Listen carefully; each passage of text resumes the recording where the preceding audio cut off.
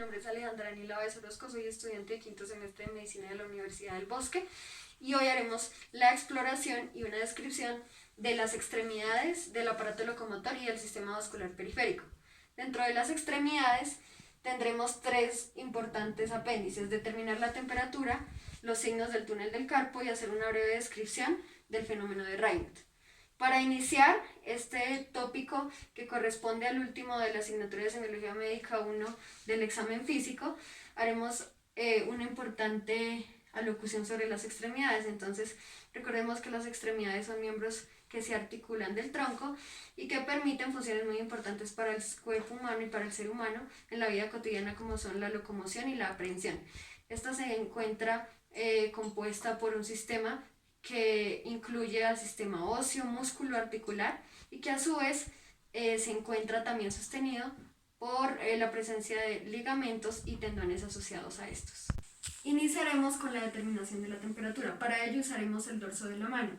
Entonces, inicialmente podremos evaluar tanto la palma como el dorso de la mano del paciente en cuanto a la temperatura, y lo haremos comparativamente con la articulación, en este caso de la muñeca, y con el antebrazo, mirando comparativamente si hay presencia, además de una temperatura elevada que está asociada al calor, alguna presencia de edema o también dolor e inflamación. Ahora haremos también la exploración de la articulación del codo y finalmente del brazo, sin olvidar la temperatura también del hombro, que corresponde a la articulación escafohumeral. Como ya hicimos la valoración de temperatura del brazo derecho, ahora haremos lo mismo con el brazo izquierdo, nuevamente haciendo comparativamente la medición de la temperatura tanto de las articulaciones, en este caso de la muñeca, como de la palma de la mano y el dorso de la mano, en este caso del antebrazo, del codo, del pliegue del codo y del codo, y finalmente del brazo. Y comparativamente también tendremos en cuenta la temperatura del codo, del hombro.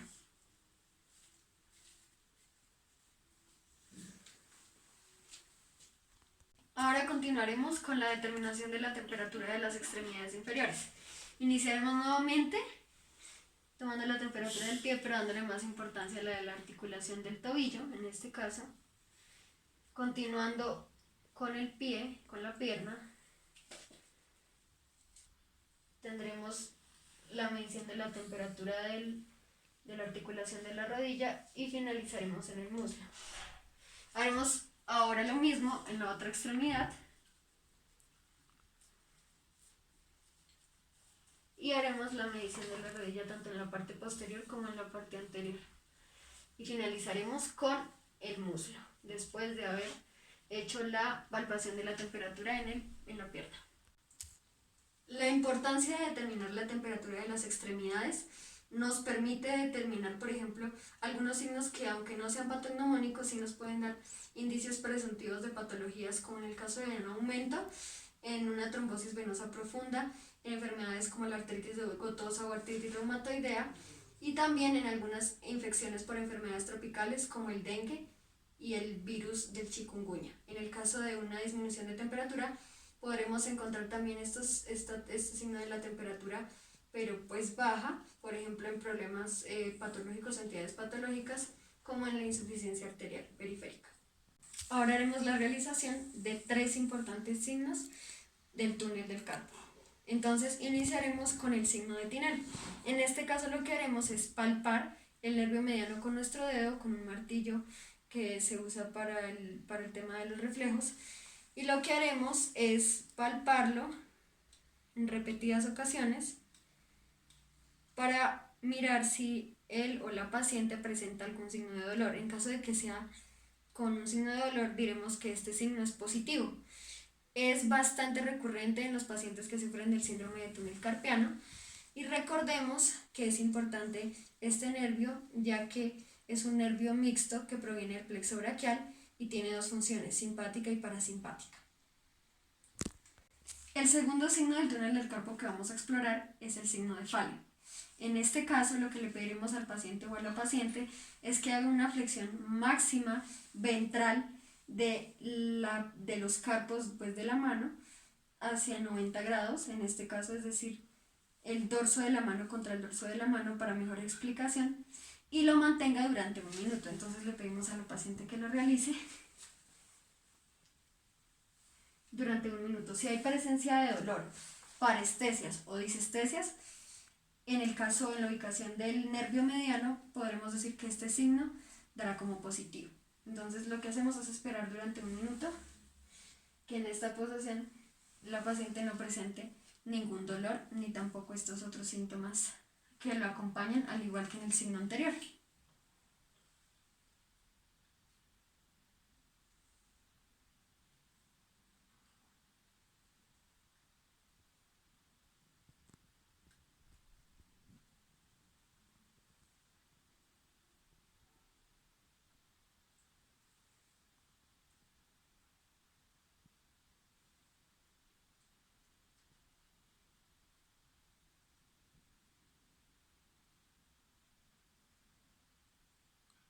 Como podemos apreciar, no hay ninguna presencia de dolor, ni tampoco se refiere a algún tipo de disestesia o parestesia que refiere a la paciente por medio de algunos síntomas como hormigueo y entumecimiento.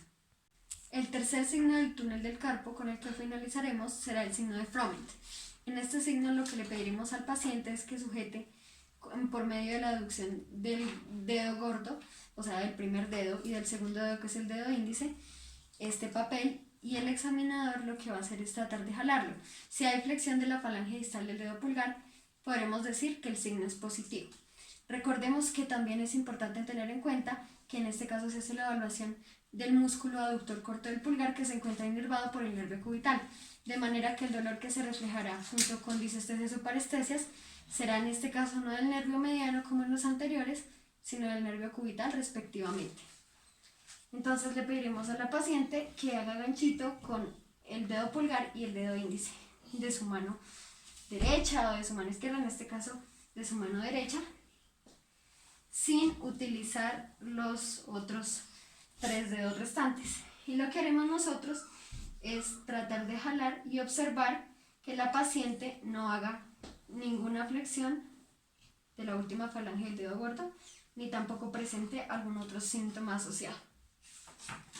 Para finalizar este apartado de extremidades, haremos una descripción del fenómeno de Raynaud. Entonces, el fenómeno de Raynaud se caracteriza por afectar las micro... Me equivoqué. Para finalizar el apartado de extremidades, hablaremos del fenómeno de Raynaud. Entonces, el fenómeno de Raynaud es una alteración de la microvasculatura de los vasos sanguíneos del sistema vascular periférico, que se caracteriza por presentar 3 fases importantes. En el caso de que no sea así, se denomina un fenómeno de Raynaud incompleto. Las 3 son, inicialmente, palidez, debido a un proceso isquémico que ocurre por el vasoespasmo de las arterias que se encuentran en la periferia y de las arteriolas, capilares y venas que se encuentran en la periferia.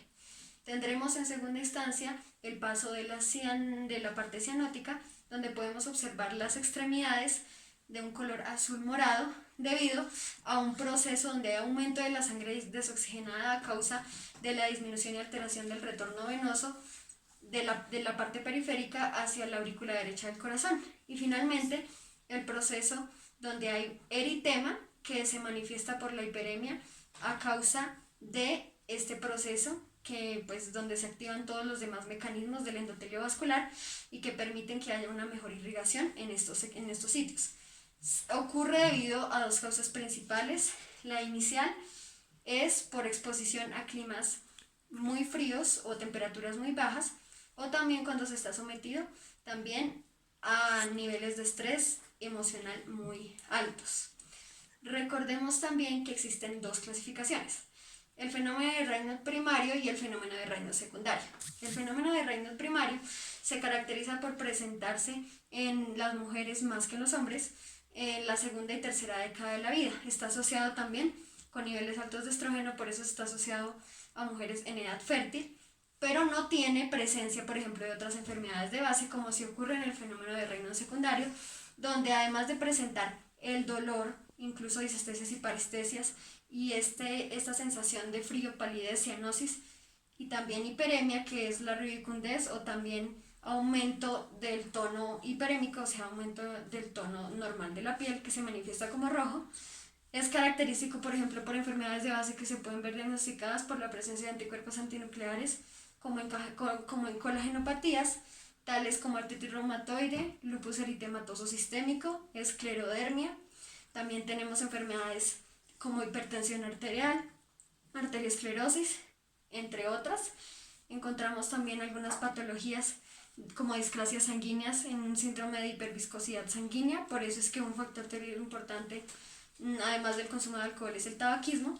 Y debemos tener en cuenta también algunas otras patologías como el diabetes mellitus y algunos traumas o exposición, por ejemplo, a plomo o arsénico en caso de enfermedades ocupacionales. Dentro de la patogenia debemos destacar que en el fenómeno de Raynaud hay características importantes como una respuesta exagerada o alterada del endotelio vascular, que corresponde pues a las paredes de estos vasos sanguíneos, que permiten una respuesta anómala por medio de la liberación de factores de crecimiento de una manera indiscriminada, como citoquinas también encontramos, y otros factores asociados como el óxido nítrico, que está también presente en esta patología, el cual se encarga principalmente de la vasodilatación, como ya lo sabemos, y de la endotelina 1, que también es importante en el proceso de vasoconstricción. Ahora, en lo que respecta al aparato locomotor, que compensa también el estudio de las extremidades, que recordemos que debemos evaluar en caso de encontrar alguna alteración en las extremidades, o si queremos profundizar alguna patología o algún síntoma o signo que encontremos en el anterior apartado. Entonces iniciaremos con los arcos de movimiento. Para el caso de la cabeza, entonces lo primero que le pediremos a la paciente es hacer 6 ejercicios. Iniciaremos con flexión, que es hacia atrás, donde podemos ver un ángulo de aproximados 90 grados, y extensión, donde le pedimos a la paciente que lo haga hacia adelante, hacia abajo, donde también habrá una flexión de 90 grados, dando una suma de 180 grados. El tercer ejercicio es la rotación derecha de la cabeza, entonces será de 90 grados igual, y también la rotación izquierda, que será de otros 90 grados para sumar 180 grados. Y para finalizar haremos la flexión lateral derecha, que dará una suma alrededor de 45 grados, y una flexión lateral izquierda de otros 45 grados para dar en total los 90 grados. Si vemos que no hay ninguna alteración y que los arcos de movimiento están completamente normales, podemos decir que no hay ninguna alteración en la articulación de la cabeza con el tronco. Después de evaluar los arcos de movimiento del cuello, haremos la evaluación de los arcos de movimiento de la muñeca. Entonces iniciaremos con el movimiento de flexión. Entonces recordemos, flexión debe ser de 80 grados en la normalidad. Ahora vamos a hacer extensión, que sería de 70 grados para un total de 150 grados. Ahora haremos la desviación cubital, donde le explicamos al paciente que es con el dedo gordo hacia la izquierda, donde debe ser un valor de 30 grados, y la desviación radial hacia la derecha, que en este caso será de 20 grados para un total de 50 grados en el patrón de normalidad. En tercer lugar, haremos los arcos de movimiento que corresponden a manos y dedos. Entonces iniciaremos con el proceso de abducción, que es alejar los dedos entre sí, el cual tendrá un valor normal junto con la aducción, que es acercar, de 20 grados aproximadamente. Luego tendremos la flexión y extensión del dedo pulgar. Entonces en este caso haremos la extensión y la flexión hacia adentro. En este caso tendremos un valor de 50 grados, para la flexión de 35 y para la extensión de 15 grados en total. Luego realizaremos la abducción y aducción del pulgar. Entonces abducción lo alejamos, aducción lo acercamos. En este caso tendremos un valor de 70 grados en total. Y para finalizar haremos la metacarpofalángica, que será extensión normal, ya sabemos, y la flexión de la mano, que debe ser de un valor de 90 grados, y las interfalángicas, en este caso haremos la interfalángica proximal, que tendrá un valor de 120 grados. Entonces exactamente. ya no vemos ninguna alteración, entonces podemos decir que no hay ningún problema en la limitación del movimiento. Ahora vamos a hacer las articulaciones del pie o de la pierna y también que se acompañen pues de la articulación coxofemoral que corresponde a la cadera. Entonces para ello haremos 4 arcos de movimiento. El primero será flexión y extensión. Entonces le pedimos al paciente que haga flexión, luego extensión. La flexión debe ser de un valor aproximado de 135 grados y la extensión debe ser de 30 grados. Y para finalizar haremos los movimientos de abducción y aducción. Abducción es alejar nuestra extremidad hacia la parte externa, el cual debe tener un valor entre 40 y 50 grados aproximadamente, y la aducción hacia adentro, pero cruzándolo el pie, con un valor entre 20 a 30 grados aproximadamente. Si vemos que no hay alguna alteración en estos arcos de movimiento, podremos decir que no hay ninguna limitación, ni tampoco dolor o otra presencia de parestesias y disestesias en la articulación que corresponde a la cadera coxofemoral y a la pierna. Haremos la exploración de los arcos de movimiento que corresponden a la articulación del hombro y a la articulación del codo. Para la articulación del hombro entonces tendremos la abducción, que es alejar la extremidad hacia la parte externa. Tendremos la que tiene un valor aproximado de 180 grados, la aducción, que es acercar la extremidad hacia el tronco, que tiene un valor aproximado de 15 grados, el movimiento de flexión, que tiene un valor aproximado de 180 grados, y de extensión, que tiene un valor de 45 grados. Y para finalizar haremos la rotación interna, que tiene un valor de 55 grados en la normalidad, y la rotación externa de 40 grados. Eso es lo que respecta a la articulación del hombro. Y en la articulación del codo haremos 4.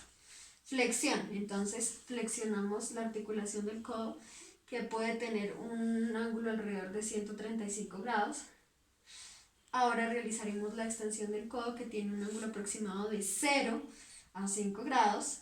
Los movimientos también específicos del codo, que son pronación y supinación. Para el caso de supinación 90 grados y de pronación 90 grados respectivamente. A continuación haremos los arcos de movimiento correspondientes a la articulación del tobillo y del pie. Iniciaremos entonces con los siguientes: rotación interna, que normalmente debe tener un valor de 45 grados, rotación externa, que también debe ser de 45 grados. Vamos a tener también los movimientos de flexión plantar, donde le pedimos al paciente que los dedos, o sea, los metatarsianos, vayan hacia la parte de abajo, que tiene un valor aproximado entre 0 y 50 grados. Y finalizaremos con la flexión dorsal, que sería hacia adelante, que tiene un valor aproximado entre 0 y 30 grados. La abducción y la aducción tendrá por ende un valor de 15 grados. Abducción alejo, aducción acerco. Realizaremos la exploración de los arcos de movimiento correspondientes a la articulación del tobillo y del pie. Iniciaremos entonces con la flexión plantar, donde le pediremos al paciente que ponga sus dedos inclinados hacia abajo, es decir, todo lo que corresponde pues, a las falanges del tarso.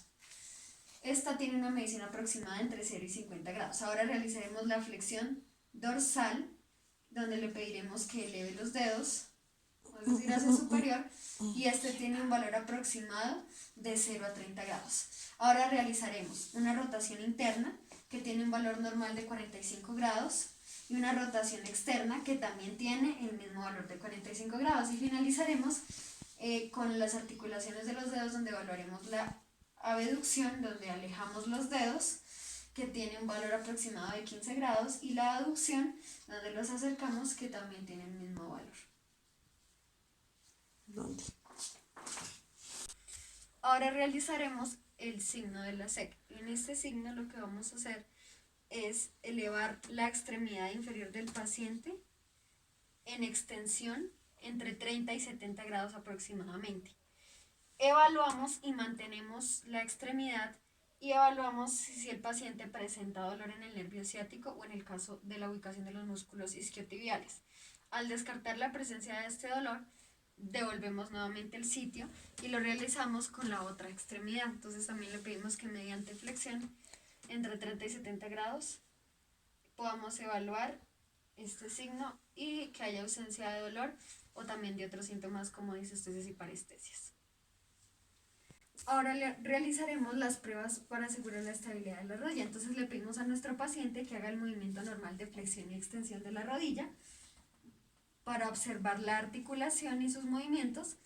Y ahora realizaremos las 3 pruebas de estabilidad de la rodilla que permiten evaluar la patela o la rótula, los ligamentos colaterales, los ligamentos cruzados y los ligamentos que también están asociados a los meniscos. Entonces iniciaremos con la prueba de baloteo rotuliano. En esta prueba lo que haremos es hacer ordeñamiento tanto anterior como posterior de la rótula o de la patela en ambas extremidades y también hacer una pequeña digitopresión en este mismo sitio para descartar o afirmar la presencia, por ejemplo, de hundimientos o también de presencia de derrame intraarticular que sea sugestivo pues de alguna patología inflamatoria o también de derrame, como ya lo nombré.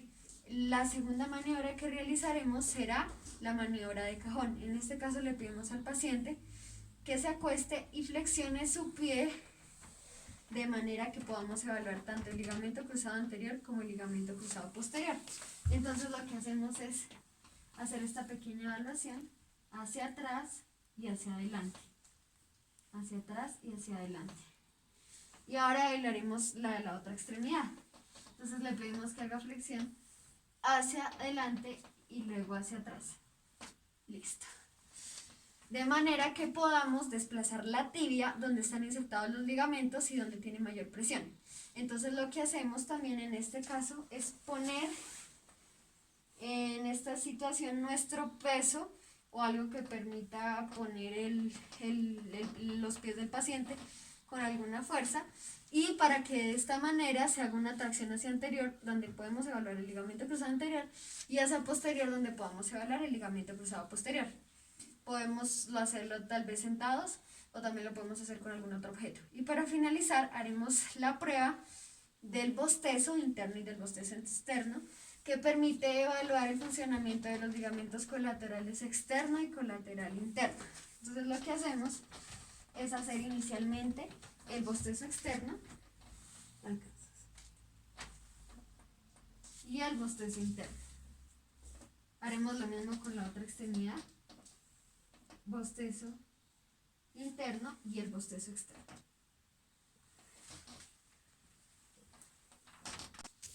Ahora iniciaremos con la valoración del sistema vascular periférico que corresponde al tercer apartado ya de esta valoración. Entonces recordemos que este sistema es muy importante para determinar la circulación periférica de las personas y poder determinar así algunas patologías como la insuficiencia arterial, que es muy importante dentro de nuestro medio, y también evaluar otras condiciones que hayan alterado también el movimiento y que estén dentro de estas patologías o también que puedan desencadenar la muerte, como por ejemplo tromboembolismos que sean de rápido manejo médico. Entonces iniciaremos con eso, determinando dentro de la simetría de las extremidades la medición de ambas extremidades, tanto de las superiores como de las inferiores. Entonces iniciaremos con las extremidades inferiores. Para ello ubicaremos la espina ilíaca anterosuperior del paciente y lo que haremos es medir hasta el maléolo o al tobillo para evaluar la longitud. Vemos una medida de 90 centímetros aproximadamente y ahora haremos lo mismo pero del lado respectivo. Entonces también ubicamos la cresta ilíaca anterosuperior hacia el maléolo externo de la tibia o hacia la parte ya de la planta del pie, donde evaluaremos simultáneamente también 90-91 centímetros, identificando así una correcta simetría de ambas extremidades inferiores. Ahora realizaremos la medición de las extremidades superiores desde la punta del dedo medio o del punta del dedo 3 hasta la articulación del hombro, donde tenemos una medición de 67 centímetros y realizaremos respectivamente la misma medida en la otra extremidad, donde también encontramos 67 centímetros. Dentro de la determinación de la simetría es importante visualizar la presencia de edema o inflamación en las extremidades, principalmente en las extremidades inferiores, que son sugestivos de algunas patologías, por ejemplo, como una falla cardíaca que ya está en un estadio máximo, o de otras patologías, por ejemplo, alguna disfunción a nivel renal. Entonces, iniciaremos haciendo el signo de la fobia, donde por medio de una digitopresión miraremos si hay un signo de fobia positivo, que en este caso podría ser, por ejemplo, un edema blando, donde dejara la huella de la fobia, o al contrario, fuera un edema duro y ya lo caracterizaríamos como un linfedema a nivel de los ganglios linfáticos. Pero como podemos observar, hay correcta simetría y no hay presencia tampoco de alguna inflamación, ni a nivel de la articulación del tobillo, ni tampoco a nivel de la extremidad inferior. Es importante también dentro del sistema vascular periférico evaluar los pulsos distales. En el caso de las extremidades superiores evaluaremos dos importantes. El pulso radial, que es mucho más notorio que el pulso cubital porque lo podemos usar para la medición de la tensión arterial. Entonces tomamos el mismo pulso, y el pulso cubital, que también lo podemos tomar, es un poco menos visible o menos palpable, pero también se puede usar en caso de que no sea palpable el radial. Ahora realizaremos la palpación de los pulsos distales de la extremidad inferior. Entonces iniciaremos con el popliteo, que se encuentra detrás del pliegue de la rodilla. Verificamos que sea de adecuada intensidad, amplitud, simetría, y también que sea igual. Y evaluaremos también dentro de este el pedio,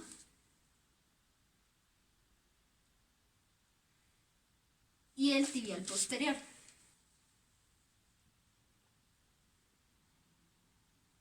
Y haremos respectivamente las otras indicaciones con la otra extremidad, tanto superior como inferior. Ahora realizaremos la prueba de Allen. Esta consiste en tomar la mano de nuestro paciente y realizar la palpación de ambos pulsos, tanto el radial como el cubital simultáneamente.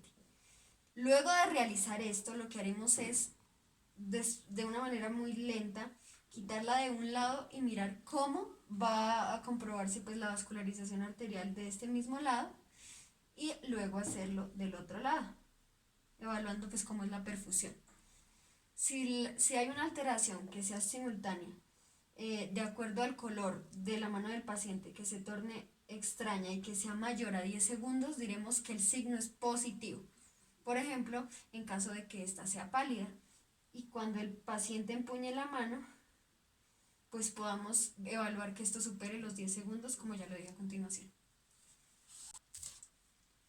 Ahora realizaremos la prueba de Moser. Esta consiste en que el paciente en bipedestación hace pequeñas elevaciones como en puntas de pies, soportándose con los dedos durante 40 veces o durante 1 minuto. Si no hay ninguna dificultad, podemos decir que no hay ni dolor, ni disestesias ni parestesias, y que no hay ningún problema a nivel del sistema vascular periférico que sea sugestivo, por ejemplo, de una trombosis venosa profunda, o por ejemplo de una insuficiencia arterial.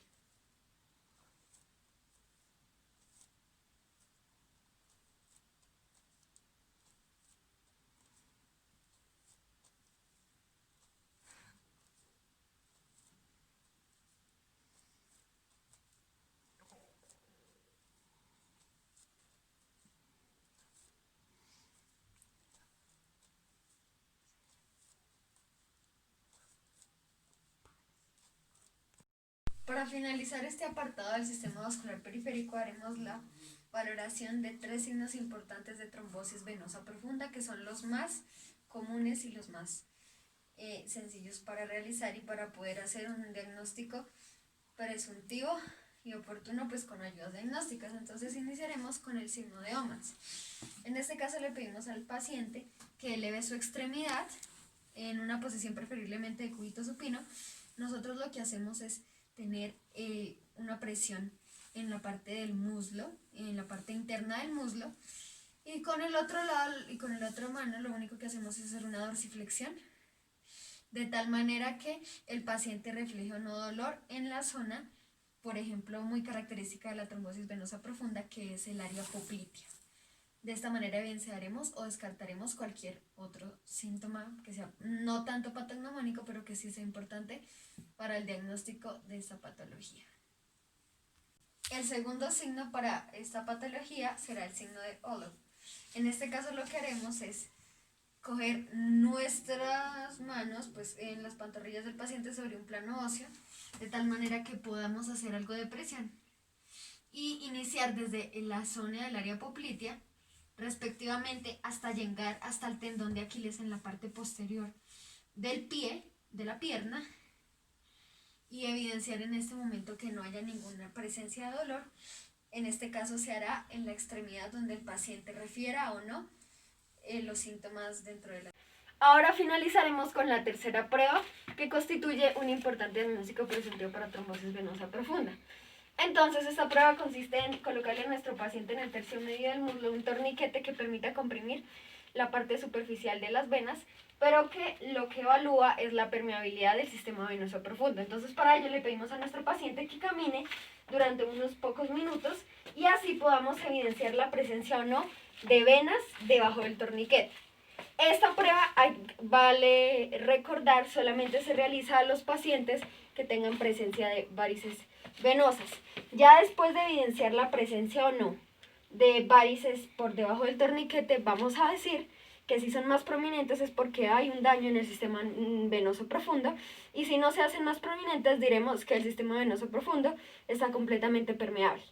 Para finalizar es importante hacer la palpación, y si en esta palpación hay dolor aparte de la turgencia, podremos decir que efectivamente hay un problema en la permeabilidad del sistema venoso profundo. Para retomar la última parte, recordemos que la determinación de la temperatura de la extremidad se realizó en la parte inicial del apartado de extremidades de este video. Agradecemos su atención y esperamos que sea de mucho provecho para la educación en lo que respecta a este último ítem del examen físico. Gracias.